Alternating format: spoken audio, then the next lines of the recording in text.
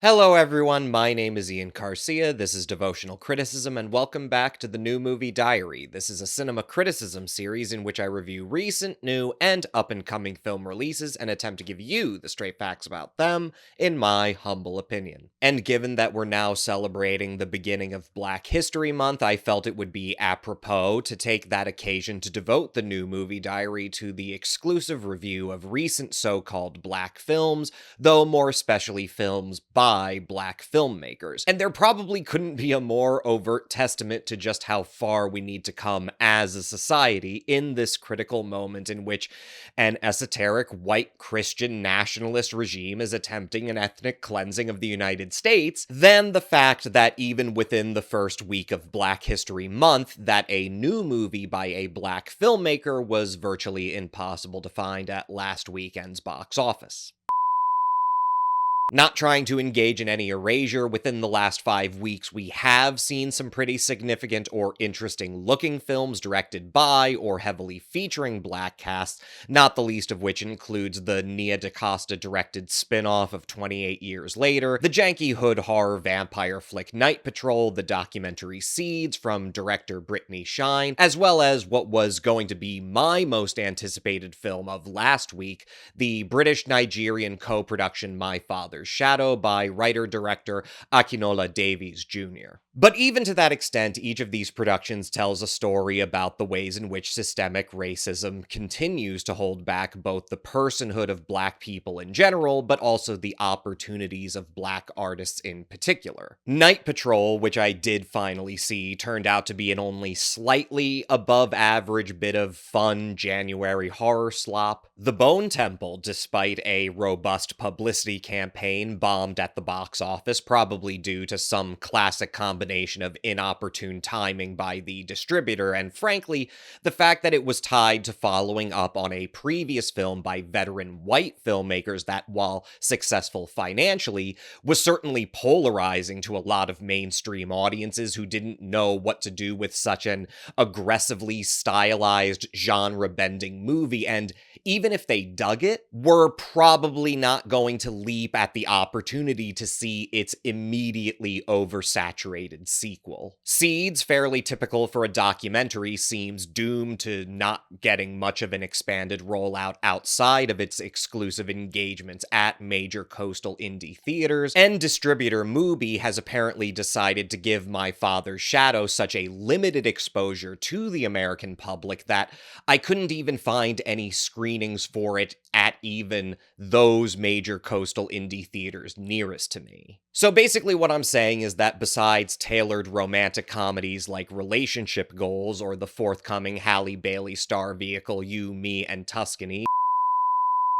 my hands are really tied by commitment to a rewind of already released Black films that I didn't see last month, starting off in very familiar, cozy territory even for an unapologetic film snob like myself, the video-on-demand B-movie. In this case, an honestly fairly decent-looking neo-noir called Oscar Shaw, written by Don Roth, directed by R. Ellis Frazier and Justin Nesbitt, and starring a veritable new OG of B-action stars, none other than Michael Jai White, in the titular role of retired police detective Oscar Shaw. Shaw's retirement occurred in the aftermath of getting caught up in a police corruption scandal, the circumstances of which are left deliberately murky and ambiguous until the climax of the film, but so retired and also divorced, Shaw keeps to a regular routine of slowly whittling away his pension by hitting a local bar owned by his friend Ernie, portrayed by Isaiah Washington, drinking all day, playing pinball, and convening with his former partner, also retired, Ray J, played by Tyrese Gibson, in what turns out to be a highlight performance for him in a rather middling career as of late. But when Ray J is murdered under mysterious circumstances that seem to be linked to an emergent gang that terrorizes Shaw's declining neighborhood with everything from extortion rackets to drug dealing to carjacking to sex trafficking, we've got all the makings of a fairly routine vigilante revenge saga. Though I will say that Roth's screenplay does manage managed to rather sharply integrate more nuanced, dramatic vignettes that the directors and cast realize in a pleasing sense of naturalism, not too common when it comes to lurid B crime movies of this type. And for White in particular, this means a solid foundation for the kind of moderately paced character study that, to my knowledge at least, he's never really had the opportunity to explore. That's part of why I feel so comfortable classifying Oscar Shaw as a definitive example of neo-noir. The film proves to be much less concerned with simply centrally casting White as a ripped, stoic bad man, and instead portrays him in much more complex ways. Shaw isn't always just a cool anti-hero, and rather he isn't for most of the movie. There are increasingly moments in which we come to see him as off-putting, selfish, irrational, and impulsive, even pathetic to a degree that cuts decidedly against White's traditional character type. When it comes to the action and crime set pieces, Fraser and Nesbitt further demonstrate a rare form. They invest far more in dramatic build-up to the violent event. And unlike a lot of their contemporaries, they don't seem to find themselves in that trap of knowing what they want to do in order to compete with much bigger, much better budgeted action flicks, and then scaling back only to reveal the production's shortcomings. Fraser and Nesbitt seem to have had a sharper awareness with this movie that they simply had to build up from nothing. So they really took their time, really teased things out so that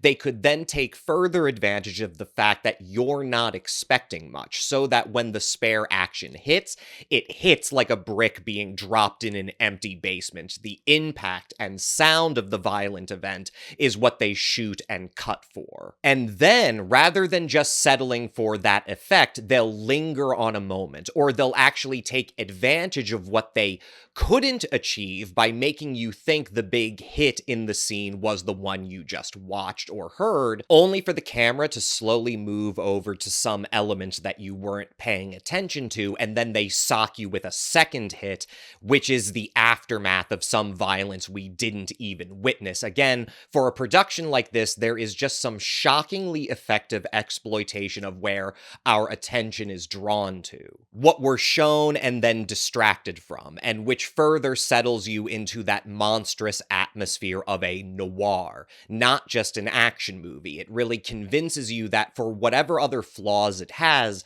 that Oscar Shaw is really trying to tell you a dramatic story where the violence serves a purpose of drawing out complex feelings of trauma and loss, not satisfaction or excitement at violence itself. As far as I was aware, Oscar Shaw didn't have a limited theatrical release window longer than a week. It's one of those movies that primarily exists to service the streaming market, which places a constant demand for a veritable conveyor belt of these sorts of low-budget action, crime, and thriller flicks that most major studios don't even invest in producing anymore. Indeed, the producers and directors of films such as these, including co-director Justin Nesbitt, basically make their bread by cranking out as many as 3 or 4 of these sorts of exploitation movies a year. That sort of lack of mainstream salience to the general public, plus the sheer oversaturation of these types of movies, certainly makes it so that even when in the most integral areas of production, both behind and in front of the camera,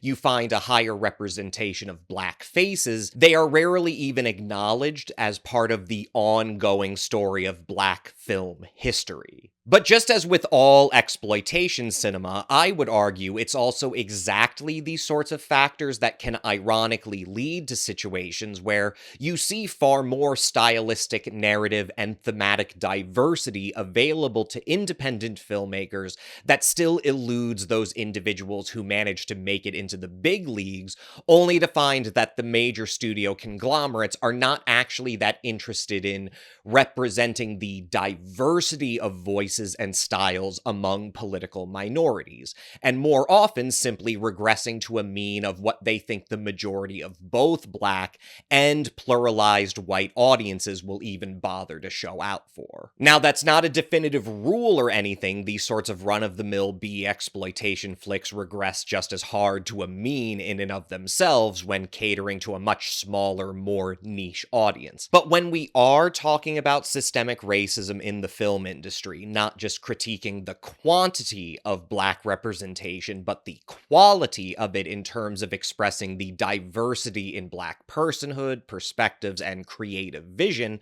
it is, in my humble opinion, often in these sorts of run-of-the-mill B exploitation flicks that we are most starkly confronted with those areas in which, under the present white supremacist capitalist power structure, we can take for granted that most Black artists are going to find the only realistic avenues for some sort of career stability there in janky productions like this. So let's cut to the chase, because while I do like a solid VOD B movie, this is my sort of bag, not to toot my own horn, but I really do have a very well-developed sense of bad taste for this sort of meat grinder, low-budget crime flick. I'm positively giddy, because when I was just sort of haphazardly working my way back through the films I wanted to check out from the beginning of this year, and saw that this was the first Black film that I hadn't seen yet, when I decided to make it my inaugural viewing for Black Film History Month, I had no idea that what I was going to see was not just a Black B movie, but specifically a Black conservative copaganda film. But again, I must stress that has nothing to do with my sympathizing with the politics of this thing, which, especially given the political moment, are bat insane. Oscar Shaw is a movie that takes place entirely from within a hermit kingdom of reactionary conservative grievances. And I'm talking this film is Republican spelled with a hard R. I'm talking Ernie the barman is wearing a Warrior Poet Society t-shirt, and Oscar needs to cut him off from complaining about arguing with liberals online, and a kid asks Oscar why he always dresses in a suit and tie, and Oscar is proudly like, "It's a sign of respect to yourself and to others." There's a whole subplot about Oscar being like the pull-up-your-pants influence in this latchkey kid's life. The whole circumstances of his dismissal from the force is explicitly presented in polemical terms, an opening title about the fine line between police corruption and street violence, a new detective played by Rich Paul just getting to passionately say to his new partner, "You don't know the circumstances. Oscar was a victim of bureaucracy. He was a great cop." I'll spare anybody who doesn't have as well-refined a sense of bad taste as my own enough to spoil that, like, this movie literally ends with Oscar giving this John Galt-style romantic speech about how criminality is framed as cool in our society, and there's this need for young broke men to pull themselves up that is so on the nose. There is, like, still just a little part of me that's like, this couldn't possibly be unintentional. Nobody would write this. Nobody would shoot it this way. Nobody would be so over the top about it without understanding how absurd it is. And I'll also apologize if I come off as glib. I appreciate that these sorts of reactionary fantasy films are not just things we can shrug off anymore as just fringe idiocy. We are living in the midst of a jackbooted ethnic cleansing of the United States. And quite frankly, it's an ethnic cleansing that has been being built for a long time on exactly the sort of big Nazi lies that films like Oscar Shaw traffic in. It's always about the spectacular nature of some exceptional crime that is weighing heavy on the anxieties of so many Americans, but where most of those Americans either don't know or won't even accept that rates of violent crime and crime overall have actually been trending downwards in this country over the last 30 years, or especially in the case of how this film, like many others, dramatizes sex trafficking in particular, those same Americans very often only seem to have a spectacular or even